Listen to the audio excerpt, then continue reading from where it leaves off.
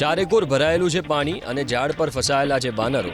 દ્રશ્ય છે આણંદના કાસોરના, જ્યાં મૂંગાજીવો માટે માનવતાનું અનોખું ઉદાહરણ જોવા મળ્યું. કાસોરમાં 4 દિવસથી ઝાડ પર ફસાયેલા 30 વાનરોનું સફળ રેસ્ક્યુ કરવામાં આવ્યું. ભારે પાણી વચ્ચે ફસાયેલા 30 વાનરો માટે વન વિભાગ અને દયા ફાઉન્ડેશનની ટીમ દેવદૂત બનીને પહોંચી. છેલ્લા 4 દિવસથી ઝાડ પર આશરો લઈ રહેલા વાનરોને બચાવવા માટે 5 થી 6 ફૂટ પાણી વચ્ચે રેસ્ક્યુ ઓપરેશન હાથ ધરાયું. પાણીના પ્રવાહ વચ્ચે ટીમે કેટરસ કાઉન્ટરની મદદથી સુરક્ષિત રસ્તો તૈયાર કર્યો અને એક પછી એક તમામ વાનરોને સલામત રીતે બહાર કાઢ્યા. મૂંગાજીવોને બચાવવા માટે કરાયેલી આ કામગીરીએ માનવતા અને સંવેદનાનું ઉત્તમ ઉદાહરણ પૂરું પાડ્યું. ચારેકોર ભરાયેલું છે પાણી અને ઝાડ પર ફસાયેલા છે બાનરો. દ્રશ્ય છે આણંદના કાસોરના, જ્યાં મૂંગાજીવો માટે માનવતાનું અનોખું ઉદાહરણ જોવા મળ્યું. કાસોરમાં 4 દિવસથી ઝાડ પર ફસાયેલા 30 વાનરોનું સફળ રેસ્ક્યુ કરવામાં આવ્યું. ભારે પાણી વચ્ચે ફસાયેલા 30 વાનરો માટે વન વિભાગ અને દયા ફાઉન્ડેશનની ટીમ દેવદૂત બનીને પહોંચી.